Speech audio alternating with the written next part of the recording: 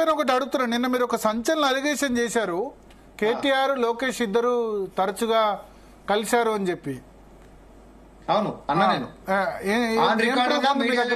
Open challenge చేసిన కేటీఆర్ ని first. ఇప్పుడు నేను చెప్పిన పోయి కేటీఆర్ ని అడుగురని మీడియాని కూడా అడిగినా, నువ్వు కలిసినవా లేదా అని చెప్పి అడుగురి, ఆయన స్పందనని బట్టి నేను మళ్ళీ స్పందిస్తా అని చెప్పిన.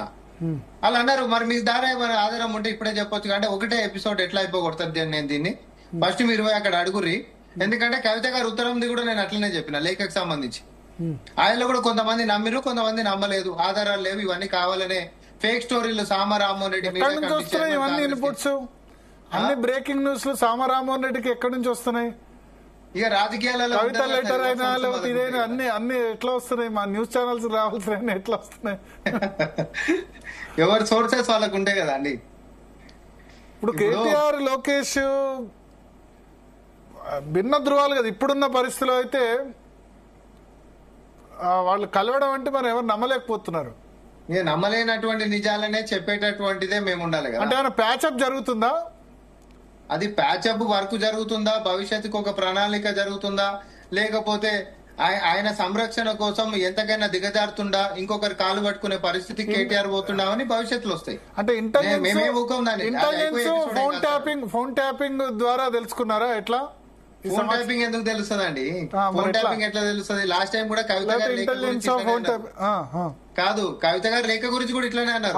రామరామోహన్ రెడ్డికి ఎట్లా తెలిసింది ఫోన్ ట్యాపింగ్ చేసి చూస్తుండా అని అన్నాడు. లేక ఫోన్ ట్యాపింగ్ ఎట్లా తెలుస్తుంది భరత్ గారు? ఓకే, ఇంకొకటి ప్రజాస్వామ్యంలో ఇప్పుడు ఫోన్ ట్యాపింగ్ అంటే వాట్సాప్ లో తెలుస్తాయి కదా. వాట్సాప్ కనుక లాంటి పెగాసస్ లాంటి సాఫ్ట్వేర్ చేస్తే వాట్సాప్ లో లెటర్ ఆమె లేఖ కూడా ప్రత్యక్షంగానే ఇచ్చింది. ఫర్ దట్ రీజన్ నేను అది కూడా చెప్తున్నా, లేఖ కూడా ప్రత్యక్షంగా ఇచ్చినటువంటిది. ఆ లేఖ ప్రత్యక్షంగా ఇచ్చిందని ఫోటో తీసి పంపారనే కదా. అది కేసీఆర్ పోనీ జరిసేపు అనుకుందాం, ఫోటో తీసి ఎవరు పంపాలండి?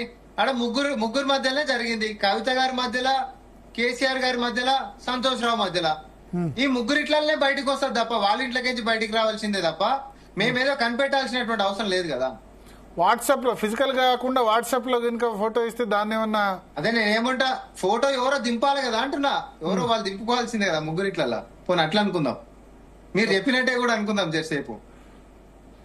అట్లా కూడా ఏం లేదు, డైరెక్ట్ లేఖలే రాసిండ్రు, డైరెక్ట్ లేఖలే మాకు అందినాయి. అది కూడా చెప్తున్నా. అదే ఇప్పుడు వీళ్ళ మీటింగ్ గురించి కూడా ఎట్లా తెలిసిందనే అంటారా? వీళ్ళ మీటింగ్ కూడా అంతే. ఇప్పుడు కాదు, దీని వెనక ఇంకా చాలా పెద్ద స్టోరీ ఉంది భరత్ గారు. చాలా సంచలనమైనటువంటి విషయాలు చెప్పేది ఉంది. మేమేం వదిలిపెట్టాం దీన్ని.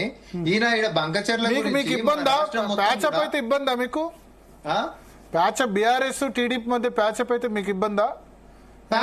ఇప్పుడు ఆరోపణ ఏంటంటే ఇప్పుడు రేవంత్ రెడ్డి చంద్రబాబు శిష్యుడు, వీళ్ళిద్దరు ఒకటి అనే ఒక పర్సెప్షన్ ఉంది. లేదు బీఆర్ఎస్ టీడీపీ పెద్ద, ఎందుకంటే బీఆర్ఎస్ తో టీడీపీ ఇది వరకు పొత్తు పెట్టుకోవాలనుకుంది 2018 సందర్భంగా. అది చంద్రబాబు నాయుడు బహిరంగంగా అన్నారు, కేటీఆర్ కూడా అన్నారు. వాళ్ళిద్దరి మధ్య ప్యాచప్ అయితే మీకు ఇబ్బంది అని చెప్పి మీరు దాన్ని ఇప్పుడు బయట పెడుతున్నారా? సార్ ఇప్పుడు ఒకటి, రేవంత్ రెడ్డి గారు చంద్రబాబు నాయుడు గారి శిష్యుడా లేకపోతే ఇంకొకరు కాదు, కాంటెంపరీ.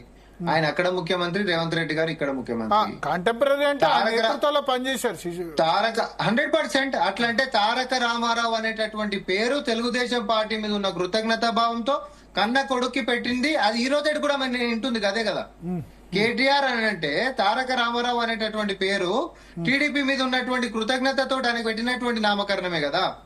మరి నీకు అంత తెలంగాణ వాదం ఉండి వాళ్ళతోటి తెగదెంపులే చేసుకునేటటువంటి పెద్ద పెద్ద మాటలు మాట్లాడాలనుకుంటే ఒక గెజెట్ లో నీ పేరు మార్చుకునేటటువంటి కాడికి మొదలు పెట్టు. మరిగా ఇప్పుడు మేము చెప్పేది కూడా వాళ్ళ దగ్గర నిజంగా అంత చిత్తశుద్ధి ఉన్నట్టు వాళ్ళ గిట్ట అయితే, ఇప్పుడు ఆయన లెక్క రేవంత్ రెడ్డి గారు ఆయన లెక్క పేరు పెట్టుకున్నాయన కాదు. ఎన్టీఆర్ మీద అభిమానం వేరు, ఇది వేరు కదా అంటారా? అదే నేనేమంటున్నాండి, ఎంత అభిమానం ఉన్నా ఏమున్నా తెలంగాణ వనరులని కాపాడడానికి ఈ రోజు రేవంత్ రెడ్డి గారు ఉద్యమం చేస్తా ఉన్నాడు. అధికారంలో ఉన్నప్పటికీ కూడా వాళ్ళు ఎక్కిరిస్తున్నప్పటికీ కూడా ఢిల్లీకి 40 ట్రిప్పులు కాదు 400 ట్రిప్పులు అయినా కొడతాము, కానీ తెలంగాణ నీటి వాటర్లని కాపాడి తీర్తామని చెప్పి బంకచర్లని ఆపగలిగినాము. కృష్ణా గోదావరి నీటి మనకి న్యాయబద్ధంగా రావాల్సినటువంటి హక్కులను కాపాడుకోలేనటువంటి పరిస్థితులలో వీళ్ళు మొత్తం అవతలోనికి ఈరోజు మన హక్కుల్ని మొత్తం రాసి ఇచ్చేసేస్తే పోతిరెడ్డిపాడికి పొక్కెంత పెద్దగా అయింది, లేకపోతే గోదావరి జలాల మీద బంకచర్ల లాంటి ప్రాజెక్టుల ప్రతిపాదనలు ఎట్లా వచ్చినాయి సార్? ఓకే, ఇవన్నీ పెద్ద చర్చ. నువ్వు అధికారంలో సో ఏంటంటే ఉంటున్నప్పుడు ఇప్పుడు వీళ్ళ మీటింగ్ సారాంశం ఏంది? వీళ్ళిద్దరు కేటీఆర్ లోకేష్ ఇద్దరు కలవడం వెనుక సారాంశం ఏంది? భరత్ ఎందుకు గారు కలిసి చాలా ఉంటారు? ఏం తెలివైన వాళ్ళు. జరగబోతుంది? మీరు చాలా తెలివైన వాళ్ళు. నేను ఒక దగ్గరికి మాత్రమే చెప్పినా, నేను కలిసిండ్రు అని నేను అన్నా. కేటీఆర్ గారి స్పందనని అడుగుమన్నా, కలిసిండ్రా కలవలేదా? కలిసిన ఒక్కటే తప్పే ఉంది. question. కలిస్తే తప్పేమన్నా ఉందా? వాళ్ళు ఏమన్నా అది చెప్పానండి, అది చెప్పానండి. అదే తప్పేమని ఉందా, దీనికోసం కలిసామనేది ఒక అంశం ఇప్పుడు ఉంటుంది. రేవంత్ రెడ్డి కేటీఆర్ రహస్యంగా కలుసుకున్నారు అనుకోండి, ఆ, అది అది పెద్ద వార్త. ఎందుకంటే అధికార ప్రతిపక్ష నేతలు సీక్రెట్ మీటింగ్ అన్నది, అది వేరే రాష్ట్రం, ఇది వేరే రాష్ట్రం. అయితే గతంలో ఇక్కడ కూడా విషయం ఏంటంటే, గతంలో చంద్రబాబు భరత్ నాయుడు గారు, ఒకటి కేటీఆర్ కూడా చెప్పారు. గతంలో చంద్రబాబు నాయుడు అరెస్ట్ అయినప్పుడు లోకేష్ కేటీఆర్ ఫోన్ లో మాట్లాడుకున్నారు. లోకేష్ రిక్వెస్ట్ చేశారు ఏదో ఇక్కడ హైదరాబాద్ లో ప్రొటెస్ట్లకు, దానికని కేటీఆర్ బహిరంగంగా చెప్పారు. ఆ సందర్భంతో మాట్లాడి ఉండొచ్చు. అది ముగిసిపోయిన అధ్యయనం. అప్పుడు బాబు గారు అరెస్ట్ విషయం వచ్చినప్పుడు ఇక్కడ ఎవరు కూడా ధర్నాలు గిర్నాలు చేయనీకలేదు. ఏమనంటే మీ ప్రాంతంలో చూసుకోండి అని అహంకారంగా మాట్లాడిండు. సరే, తర్వాత ఇక్కడ నివసిస్తున్నటువంటి ఆ రాష్ట్ర ప్రజలు అంతిమంగా ఇచ్చినటువంటి తీర్పులా ఈయనకి కేటీఆర్ గారికి ఏం జరిగిందో ఒక బుద్ధి చెప్పుడు జరిగింది, అది వేరే విషయం. అహంకారానికి మూల్యం చెల్లించుకున్నాను. కానీ నేను అనేటటువంటిది ఏంటంటే, జనవరి నుంచి ఇప్పటిదాకా కూడా ఒక పక్క కేంద్రంతో యుద్ధ ప్రాతిపదికన మన నాయకత్వము, మన ప్రభుత్వం మొత్తం కూడా బనకచెర్ల ప్రాజెక్టుని ఆపనీకే, కృష్ణా గోదావరి నీటి వాటాల మీద తేల్చుకోనీకే యుద్ధం ప్రకటించి మనం పదే పదే రౌండ్ ట్రిప్పులు కొడుతుంటే, మనందరం అధికారికంగానే ఒక ఉద్యమం లెక్క తెలంగాణ సమాజం మొత్తం ఒకటైతే, కేటీఆర్ కి మాత్రం ఎవరితోటైతే పంచాయతో వాళ్ళతోటి పోయి సీక్రెట్ మీటింగులు చేస్తుండండి. ఇది నేను చెప్పదలుచుకుంది. ఈ రోజు ఇంత ఇష్యూ నీటి వాటాల మీద వస్తుంది. వీళ్ళ నాయననేమో దానిలో కేటీఆర్ నీటి వాటాల విషయంలో కేటీఆర్ చేసేది ఉంది, అధికారంలో మీరు కదా ఉంది.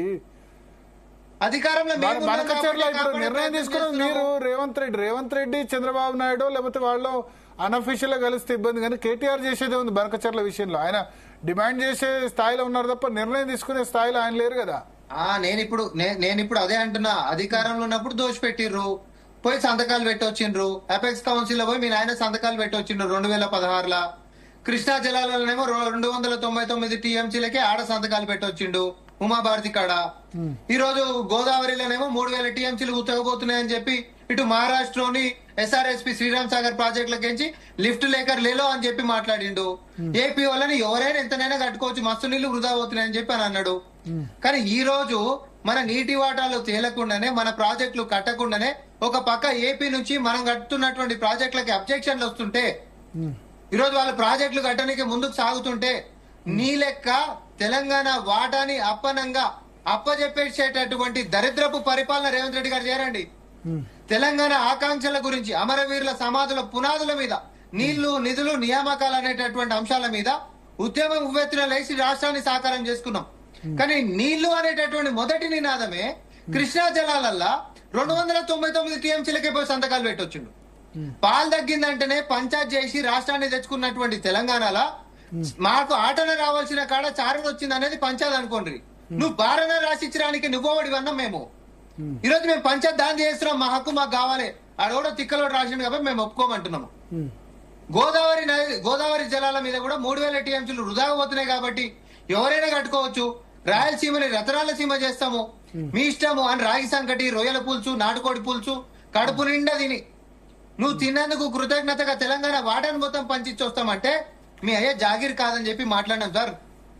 ఆక్రోశంతో మాట్లాడినాం. అసలైన వాళ్ళ హయాంలో లేదు కదా, వాళ్ళ హయాంలో జరగలేదు. కాపాడకుండా నేను వాళ్ళ టైంలో బనకచెర్ల జరగలేదు కదా. ఇప్పుడు మీ హయాంలో దాని ప్రాజెక్టు సంబంధించి రూపకల్పన జరుగుతుంది. వాళ్ళ హయాంలో అయితే సరే. పోలవరం కెపాసిటీ పెద్ద పెడుతుంటే నువ్వేం చేసినావు? పోతిరెడ్డిపాడికి ఇటు కృష్ణా జలాలలోనేమో పోతిరెడ్డిపాడికి పొక్క ఆయలేదు 10,000 క్యూసెక్లు అంటేనే 40,000 క్యూసెక్లు ఎత్తుకొని పోతున్నారు అని చెప్పి మాట్లాడినటువంటి వ్యక్తి ఈరోజు 90,000 క్యూసెక్లకు ఎందుకు పోయిందండి? ఓకే, రాయలసీమ ఎత్తిపోతుంది. వీళ్ళిద్దరు మీటింగ్ వల్ల ఏమైనా ఈక్వేషన్స్ మారే అవకాశం ఉందా? పొలిటికల్ ఈక్వేషన్స్ ఇప్పుడు తెలంగాణకి వాళ్ళ స్వార్థం కోసం తెలంగాణ వనరులని దేనైనా కూడా కాంప్రమైజ్ చేసేటటువంటి దిగజారుడు రాజకీయాలు చేసినటువంటి చరిత్ర ఉన్న BRS party alias TRS party నేతలకి ఈరోజు తెలంగాణ వాదం మీద మాట్లాడేటటువంటి హక్కు లేదు. కాబట్టి ఈరోజు పొద్దున మేము ఒక క్యాప్షన్ తీసుకున్నాం, తెలంగాణ ద్రోహులని అడుగుతాం కడుగుతామని అన్నాం. ఎందుకోసం అన్నాం? నువ్వు నీటి వాటాలని పక్కనోనికి దోషి పెట్టినావు కాబట్టి మేము అన్నాం. అవి మీ జాగిర్ కాదు, తెలంగాణ జాగిర్ అని చెప్పి మేము మాట్లాడినాం. మీరిద్దరు రాజకీయంగా వ్యక్తిగతంగా ఇంకేదైనా కలుసుకుంటే కలుసుకోండి, కానీ బనకచెర్ల మీద ఈరోజు బనకచెర్ల మీద కేటీఆర్ కి ఏముంటది, లోకేష్ ఏముంటది? లోకేష్ ఎడ్యుకేషన్ రాష్ట్రంలోని కాదా, తెలంగాణలోని కాదు, నువ్వు తెలంగాణలోని కాదా చెప్పు. రాష్ట్రం అంతా ఒకటే కొట్లాడుతుంది, నీ సీక్రెట్ మీటింగ్ ఏముంటుంది చెప్పంటారా? నేను మీరు అదే అడుగురి భరత్ గారు నేను పిలిచి స్టూడియోలా. అవును సార్, రాష్ట్రం అంతా ఇది కొట్లాడుతుంటే మీకేం పని అండి పోయి లోకేష్ తోటి రహస్య మంత్రాలు చేయనీకే? నీకు నిజంగానే అంత సుఖమైన అయితే అధికారికంగానే కలువు, మీడియాని పిలిపించుకొని నేను పలానా పని మీద వచ్చినా అని చెప్పి. రహస్యంగా ఎందుకు కలవాలి దానికి దొంగతనంగా? Okay okay okay okay, thank you. మాకు అవకాశం ఉండకపోయేది కదా. థ్యాంక్ యూ సామ రామ్మోహన్ రెడ్డి గారు. సో మొత్తానికి ఒకటి, ఆంధ్రజ్యోతి ఆఫీసుల వద్ద అయితే పోలీసుల భద్రత అయితే కట్టుదిట్టం చేశారు ఉదయం నుంచి. బట్ బీఆర్ఎస్ అయితే మాకైతే దాడి చేసే ఉద్దేశం లేదు, బట్ భయపడితే మంచిదే కదా అని వాళ్ళు చెప్తున్న పరిస్థితి. మొన్న మహా టీవీ మీద అటాక్ చేసిన తర్వాత ఇక్కడ కూడా చేశారు.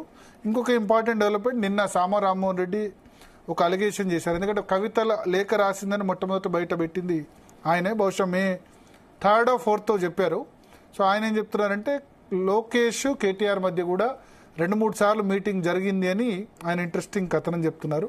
తన దగ్గర పూర్తి సమాచారం ఉందని కూడా ఆయన చెప్తున్నారు. ఇది వాళ్ళ DNA. Stay tune to Zee Telugu news.